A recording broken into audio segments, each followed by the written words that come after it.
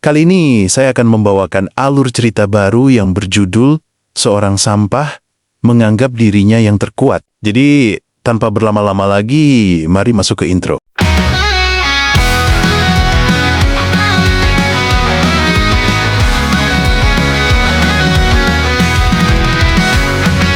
Membuat kisah membara, alur hadir bawa cerita, petualangan penuh warna, bersama kita jelajahi dunia.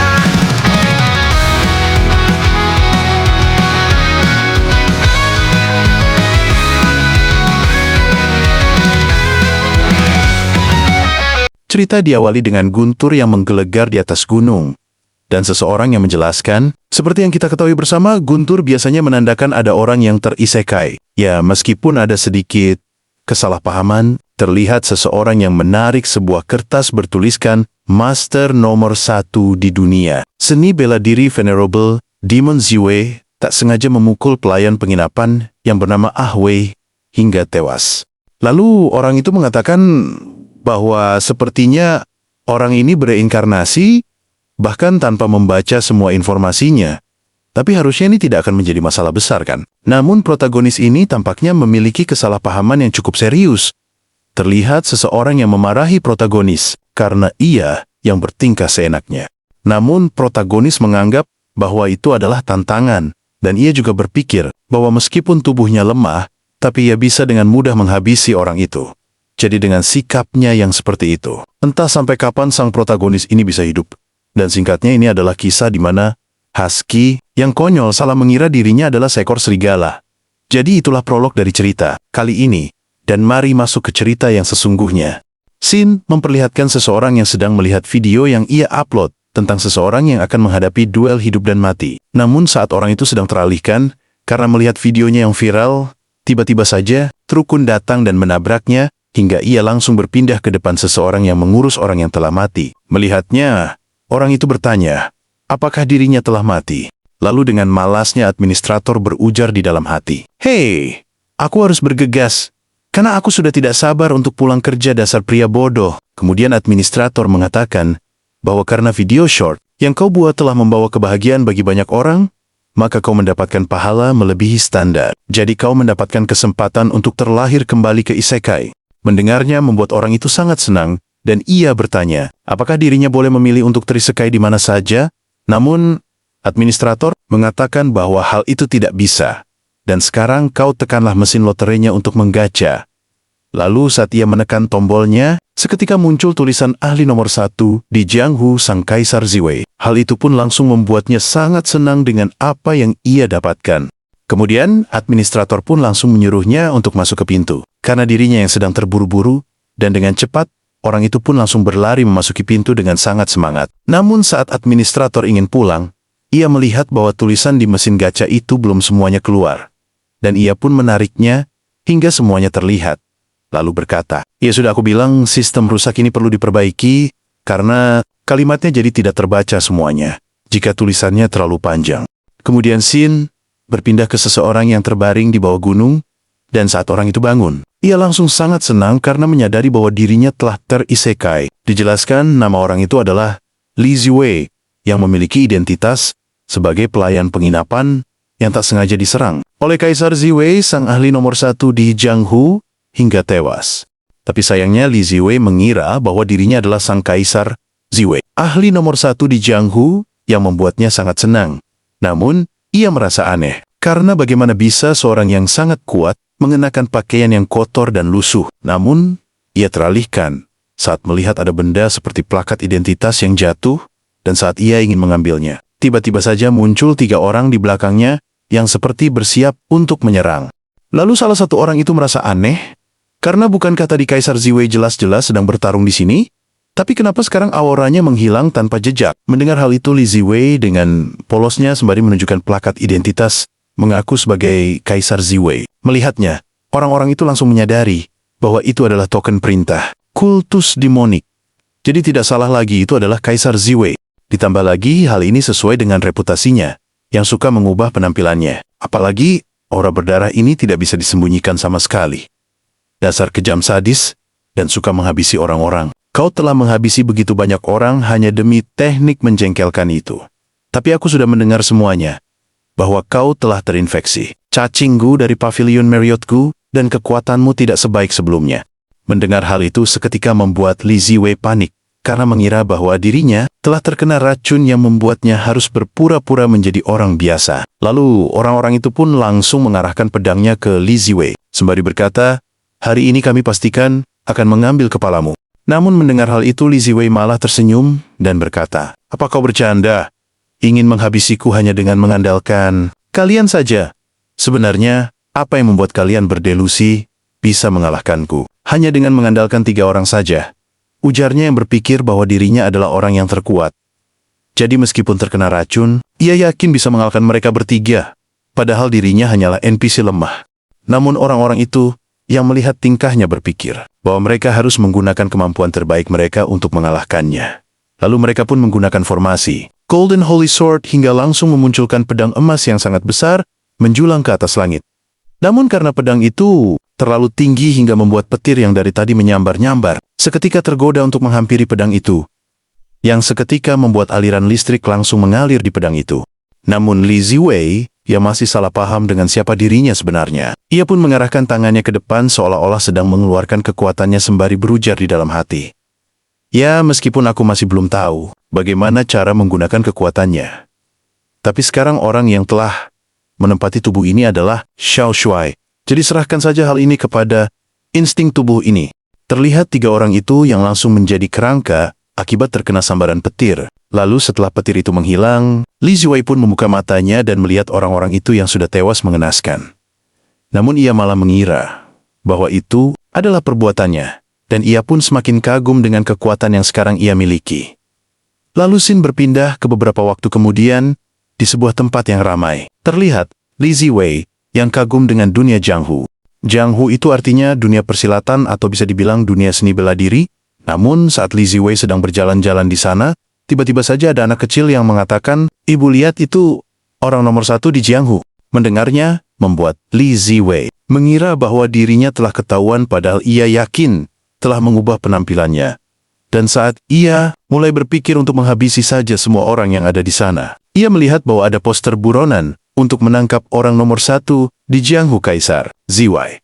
Melihat hal itu seketika membuatnya lega, karena ia mengira bahwa dirinya sudah benar-benar berhasil mengubah penampilannya. Namun saat ia sedang menghela napas, ada seorang anak kecil yang memanggilnya. "Kak Awei, kenapa kamu ada di sini?" Lalu setelah beberapa saat Sin memperlihatkan, Li Ziwei yang sedang mengikuti anak kecil dan anak kecil itu mengatakan bahwa Li Ziwei sangat beruntung karena bisa selamat, padahal sudah terjatuh dari tebing. "Ya, meskipun kau menjadi kehilangan ingatan sih, jadi ini dia kamarmu. Dan apakah kamu ingin ganti baju bersih dulu? Karena kepala koki sudah mendesakmu untuk bergegas." Lalu Li Ziwei yang melihat kamarnya pun berpikir bahwa ini adalah strateginya untuk menyembunyikan identitas aslinya. "Jadi sekarang aku harus sesegera mungkin untuk memahami teknik-teknik ini." Kemudian terlihat seekor ayam yang ditangkap oleh Li Ziwei, dan ia berpikir sebenarnya kondisi macam apa yang sedang ia hadapi. Lalu orang di depannya mengatakan, "Hei, ada apa? Mentang-mentang otakmu rusak. Kau bahkan tidak bisa menghabisi seekor ayam." Namun, Li Ziwei yang mendengarnya malah mengira bahwa menghabisi ayam adalah cara untuk menutupi aura berdarah di tubuhnya. Tapi, si botak yang melihat Li Ziwei malah diam saja pun mengancam akan memberitahukan bos untuk memotong gajimu bulan ini. Ditambah lagi kau tadi pagi sudah bolos kerja. Dan sekarang kau malah tidak bekerja dengan baik. Memangnya kau bisa apa selain menghabisi ayam? Kau saja tidak bisa mencabuti bulunya. Apalagi kau cuma menghabiskan waktu sepanjang hari hanya untuk mengotak-ngatik teknik tak bergunamu itu. Dan jika orang sepertimu bisa mempelajarinya, maka babi pun bisa berlatih Qinggong. Namun karena Li Ziwei tidak menjawabnya, membuat si botak marah dan berteriak kepadanya. Tapi tiba-tiba saja, Li Ziwei langsung menebaskan pisaunya dengan kencang kepada leher ayam itu, hingga mengejutkan si botak.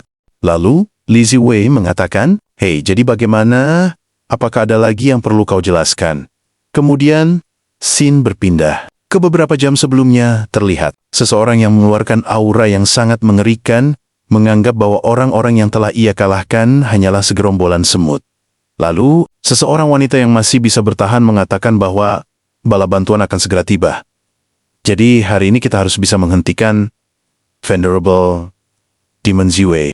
Namun saat melihat Ziwei yang mengeluarkan token perintah Demon, seketika membuat wanita itu panik, karena ia tahu bahwa Ziwei ingin mengirimkan perintah kepada anak buahnya. Jadi mereka harus segera menghentikannya. Sekarang juga, namun dengan sangat mudah, Ziwei bisa menyingkirkan orang-orang yang berusaha mengganggunya, dan ia mengatakan, "Hei, apakah kau berpikir bisa menghentikanku hanya dengan kekuatan kalian saja?" Lalu Xin berpindah ke Li Ziwei yang sedang mengunjungi makam Baden.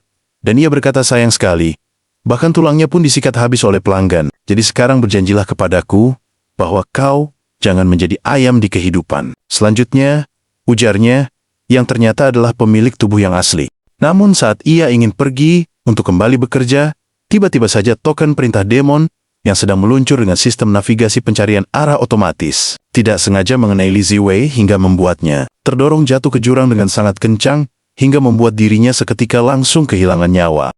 Jadi hal itulah yang membuat pemilik tubuh yang asli kehilangan nyawanya. Lalu Xin pun berpindah ke waktu sekarang. Terlihat Li Ziwei yang tersenyum sembari memegangi pisaunya. Melihatnya membuat si botak merasa aneh, karena sebelumnya Li Ziwei tidak pernah bersikap seberani ini di depannya. Lalu ia mengatakan, "Hei kau, apa kau tahu aku sudah bertahun-tahun hidup di Jianghu, dan kau sekarang berani berlagak hebat di depanku?" Namun sembari mengelap darah ayam yang terciprat ke wajahnya, Li Ziwei membalas, "Ya memangnya, kau tahu identitas asliku?" Lalu dengan kesal, si botak mengatakan, "Teruslah berlaga di sini, karena percaya atau tidak, akan kujadikan kau sebagai hidangan juga." Mendengarnya, Li Ziwei berujar di dalam hati, "Ya meskipun chef ini tidak terlalu pintar, tapi fisiknya lumayan, meskipun masih belum bisa dijadikan tukang pukul sih." Namun melihat Li Ziwei yang menatapnya seperti itu, membuat si botak kesal hingga mengambil ikan dan langsung mengarahkannya ke Li Ziwei. Hal itu pun membuat Li Ziwei mengambil pisaunya dan bersiap menguji seberapa kuat si botak dengan kekuatannya yang lemah. Tapi saat si botak melihat Li Ziwei memegang pisau seperti siap untuk menyerangnya, membuatnya sedikit panik hingga tidak sengaja terpeleset oleh darah ayam, dan saat ia terjatuh, seketika Li Ziwei langsung menodongkan pisaunya di dekat leher si botak dan berkata, "Hei, apakah kau tahu apa makanan favoritku? Biar aku jelaskan. Pertama, iris bahannya dulu. Kemudian lapisi dengan tepung, lalu masukkan ke bumbu, lumuri, dan rendam. Setelah direndam goreng sebentar dengan mentega menggunakan api kecil, dan terakhir, buat plating yang indah. Jadi apakah kau tahu daging apa yang akan aku gunakan? Ya, itu adalah daging babi yang ada di depanku saat ini. Jadi sekarang apakah kau mau mencobanya?" Mendengarnya seketika membuat si botak langsung mengeluarkan teriakan lelaki sejatinya. Melihatnya membuat Li Ziwei berujar di dalam hati, "Ya padahal aku belum melakukan apapun kepadanya, tapi dia sudah setakut ini. Jadi jika aku mengambil bahan seperti ini, bukankah malah akan mempermalukan kultus demonik kami?" Lalu dengan sangat ketakutan hingga menangis, si botak mengatakan bahwa dirinya dipenuhi otot jadi dagingnya. "Alot, dan tolong jangan makan aku, soalnya aku tidak enak untuk dimakan." Namun Li Ziwei teralihkan ketika menyadari bahwa dari tadi, para pembantu lainnya sedang memperhatikan mereka, dan saat ia bertanya kepada mereka, seketika mereka langsung berpura-pura sibuk dengan pekerjaan mereka masing-masing. Lalu saat Li Ziwei sedang mengeluhkan tentang sikap orang-orang yang ada di sana, tiba-tiba saja ada yang menarik bajunya. Dan saat Li Ziwei melihatnya ternyata itu adalah anak kecil yang sebelumnya. Lalu Xin berpindah ke ruang kayu bakar di belakang gunung. Terlihat Li Ziwei yang sangat senang dan berkata, "Akhirnya pindahannya selesai juga. Tapi meskipun aku sudah sangat capek, aku sepertinya perlu segera melatih teknik dan menyelidiki situasi terkini kultus demonik. Ya meskipun itu melelahkan, tapi mana ada kehidupan seorang ahli yang sederhana. Dan selain itu, aku juga menemukan bibit yang bagus hari ini. Yang pasti, bukan karena ia imut. Ditambah lagi bukankah berlatih bela diri harus dimulai sejak usia muda. Jadi, jika aku merekrut seseorang dari kecil, maka aku bisa tenang saat menggunakannya nanti." Namun saat ia sedang berpikir, tiba-tiba saja perutnya berbunyi meminta makanan. Lalu ia pun memutuskan untuk pergi makan cemilan, lalu menemui anak kecil yang sebelumnya, dan mengajaknya untuk mengobrol. Namun di sisi lain, di sebuah bangunan terlihat anak itu yang terlempar hingga menabrak tembok. Dan orang yang melemparkannya bertanya, "Apakah yang kau katakan itu benar bahwa Li Ziwei telah kehilangan ingatannya?" "Ya, sekarang aku mengerti." Sepertinya dia langsung geger otak akibat terjatuh ke jurang. Dijelaskan namanya adalah Chen Wujin. yang memiliki identitas sebagai pelayan penginapan biasa. Lalu sembari menghentakkan kakinya ke dekat kepala anak itu, Chen Wujin bertanya, "Hei, bukankah kau dekat dengan pria itu? Ditambah kalian adalah seorang yatim piatu dan seorang pecundang. Jadi dengan begitu, kalian memanglah pasangan yang serasi. Namun kenapa kalian berani memprovokasi si juru masak? Kau tahu kan, dia itu adik angkatnya Bos Zhou. Jadi tunggu saja sampai bos kembali dan lihat apa yang akan terjadi kepada kalian berdua. Oh iya, kenapa tidak kuambil saja kesempatan ini untuk membantu si juru masak melakukan balas dendam kepada kalian. Dan dengan begitu, ketika Bos Zhou kembali, akulah yang akan mengambil pujiannya. Ya, aku sungguh jenius. Jadi sekarang kau pikirkanlah cara untuk memanggil si sampah itu kemari." Namun, tiba-tiba saja ada pintu yang melayang ke arahnya, lalu ia pun langsung menghindarinya.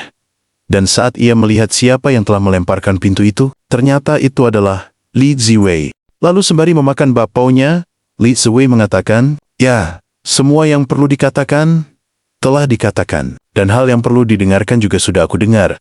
Jadi sekarang hal yang kurang hanyalah kemunculan sang protagonis. Dan to be continued." Terima kasih karena telah menyaksikan video dari saya. Tapi sebelum menutup video ini, jangan lupa like, comment, and subscribe agar tidak ketinggalan video terbaru dari saya. Terima kasih karena telah bergabung ke membership channel ini.